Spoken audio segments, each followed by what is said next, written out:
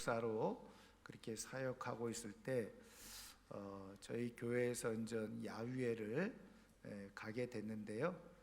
야유회를 가면서 차 안에서 선물 해주기 그런 게임을 했어요. 근데 뭐 갑작스럽게 아무런 준비를 안 하고 있는데 무슨 선물을 하나 저 생각하지 않았겠어요? 근데 이제 그 선물이 이렇게 진짜 뭐 물건으로 주는 선물이 아니라 이제 말로 해주는 선물이었어요. 말로 해주는 선물. 그래서 옆에 두 사람씩 앉아 있으니까 옆에 있는 짝지에게 이제 선물을 해주는 거예요. 네.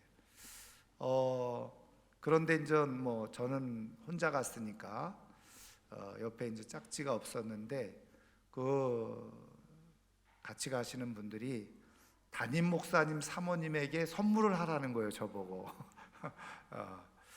그래서 무슨 선물을 할까 하다가 그때 제가 기억으로는 이쪽 그 동해선을 따라서 이렇게 위에 쪽으로 아마 그 영덕 그쪽으로 가는 길로 제가 생각되어지는데 문득 이제 바닷가 이 동해 바다를 보면서 사모님에게 동해 바다를 선물하겠다 그래서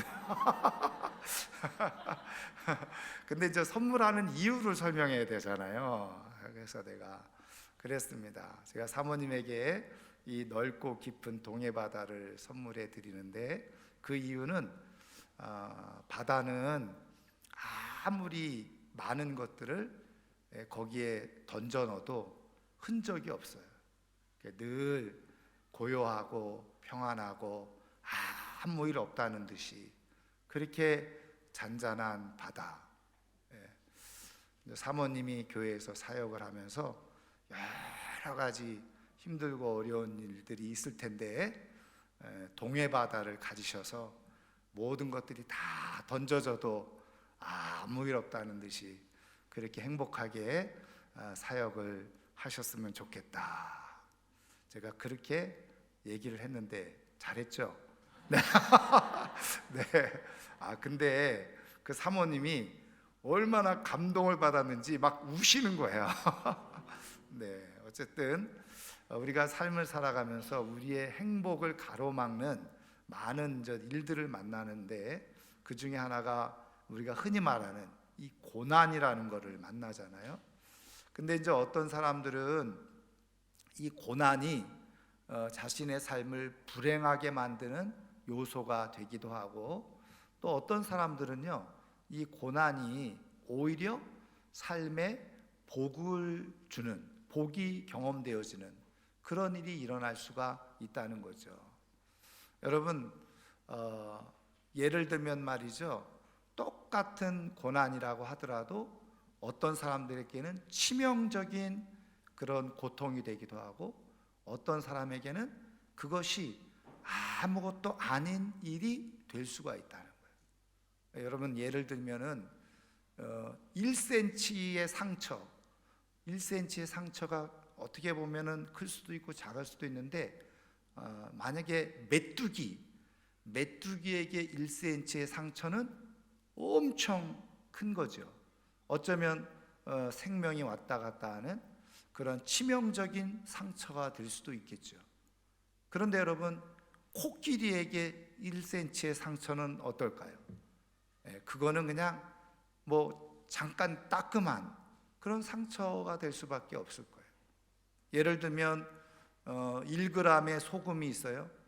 작은 종지에다가 1g의 소금을 넣고 물을 부으면 엄청나게 짠 소금물이 되겠죠. 근데 1g의 그 소금을 만약에 강물에다 넣었다. 여러분 강물이 짜집니까? 흔적도 없는 거예요.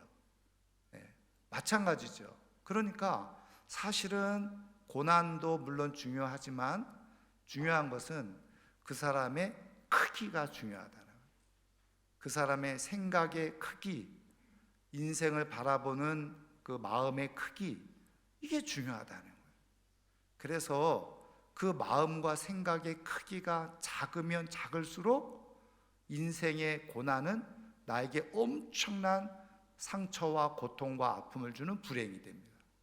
근데 내 생각의 크기, 마음의 크기, 더 나아가서 믿음의 크기가 크면 클수록 사실은 그것은 어쩌면 작은 스쳐 지나가는 그런 일에 불과할 수가 있다는 거죠. 저는 저를 비롯해서 우리 사랑하는 성도님들이 다 하나님의 형상대로 지음을 받고 하나님을 우리 안에 모시고 있잖아요. 그래서 다 하나님같이 큰 마음과 생각을 가지고 살아가는 가운데 어떤 세상에 고난이 오더라도 그것을 아무것도 아닌 것처럼 다 품고 살아갈 수 있는 하나님의 사람들 되기를 주님의 이름으로 축원합니다. 근데 어떻게 그렇게 될 수 있느냐? 오늘 우리가 읽은 말씀에 보면 그 비밀을 발견하게 되어져요. 92절 말씀을 보겠습니다. 92절 다 같이 읽겠습니다. 주의 법이 나의 즐거움이 되지 아니하였다면 내가 내 고난 중에 멸망하였으리이다. 아멘. 이 시편 119편을 지은 시인이 고백하는 내용이 뭡니까? 내가 하나님의 법, 하나님의 말씀을 즐거워하지 않았더라면 내가 이 고난, 그 고난 때문에 나는 이미 망한 인생이, 죽은 인생이 되었을 거다. 뒤집어서 말하면 내가 하나님의 법을 늘 즐거워했기 때문에 이 고난이 내 인생의 불행이나 그리고 큰 고통이나 상처가 되지 아니하고 이 고난을 충분히 이겨낼 수 있는 힘을 갖게 되어졌다. 한마디로 말하면 이 고난을 다 품고 살아갈 수 있는 큰 마음, 큰 생각을 가지고 살아갈 수 있게 되어졌나라고 고백을 하는 겁니다. 여러분, 우리의 생각의 깊이 더 깊어지고 넓어지는 방법이 있어요. 그게 뭐냐? 세상에서는 그거를 독서라고 해요. 책을 읽는 거예요. 여러분, 그래서 책을 많이 읽는 사람들이 생각의 크기가 넓어져요. 생각의 크기가 깊어집니다. 그런데 하나님은 성경을 통해서 우리에게 어떤 독서를 하라고 말씀하세요? 디바인 리딩이라고 그러죠. 신적 독서. 그게 뭐냐? 하나님의 말씀을 읽으라는 거예요. 여러분, 하나님의 말씀을 읽으면 읽을수록 하나님의 마음의 깊이와 하나님의 마음의 넓이로 내 안이 채워지는 역사가 일어나는 줄 믿으시기를 주의 이름으로 축원합니다. 그런 믿음을 가지고 있었던 사람이 누구였을까요? 바로 요셉이었고 그리고 바울이었어요. 그래서 요셉도 온갖 고난을 받았지만 거기에 신적 독서, 물론 성경에는 없어요. 그런데 하나님을 그 마음속에 많이 담고 있으니까 그 고난을 다 온몸으로 흡수하면서 하나님의 뜻을 기다리면서 고난을 돌파해 나가는, 고난에 무너지지 않고 멸망하지 않고 고난을 돌파해 가는 힘이 있는 거예요. 사도 바울도 그가 엄청난 학식을 가지고 있었잖아요. 그런데 거기에 덧붙여서 하나님을 아는 지식으로 깊어지게 되어지니까 숱한 고난을 당해도 거기에 굴복하지 않고 그 고난을 다 온몸과 가슴으로 받아들이고 그리고 그 속에서 하나님의 영광을 이루는 승리의 삶을 살아가는 거죠. 저는 이렇게 성경 퀴즈 대회 때 집중해서 우리가 말씀을 공부하잖아요. 좋은 점수를 내서 한번 회식비 좀 타보자. 저는 괜찮아요.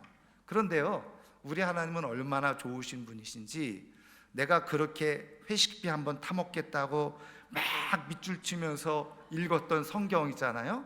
근데 어느 날 그 성경이 내 삶의 고난 중에 그것을 이기게 하는 능력으로 나타나고 힘으로 나타나게 될 줄 믿습니다. 어떤 사람들은 잘난 척하고 나는 그런 식으로 성경 안 읽어. 그리고서 읽으면 괜찮은데 안 읽습니다. 그리고 고난을 만나면 종지 같은 작은 마음에 그냥 쓰러지고 무너지고 그리고 붕괴되어지는, 여러분, 하나님께서 이런 기회를 통해서 조금 게을렀던 우리 마음, 성경을 좀 집중하게 하고 말씀을 보게 하는 그 은혜를 틈타서 말씀이 우리 안에 새겨지는 만큼 마음의 넓이와 깊이가 점점 넓어져서 어떤 고난도 다 흡수하고 이겨나가서 하나님의 영광을 이루며 살아가는 하나님의 사람들 되기를 주님의 이름으로 축원합니다. 말씀을 즐겁게 읽을 때 힘이 되고 고난을 이기는 능력이 돼요.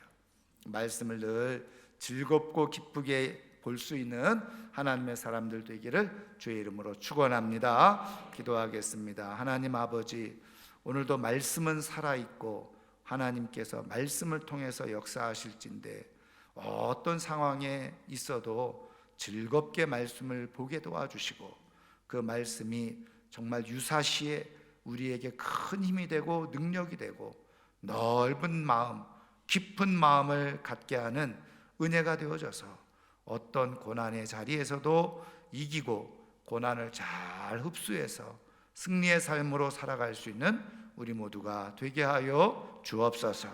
오늘도 귀한 시간에 함께 저희들이 은혜를 나눌 때 아름다운 교제가 있게 도와주시고 말씀 안에 큰 기쁨이 있게 하여 주옵소서.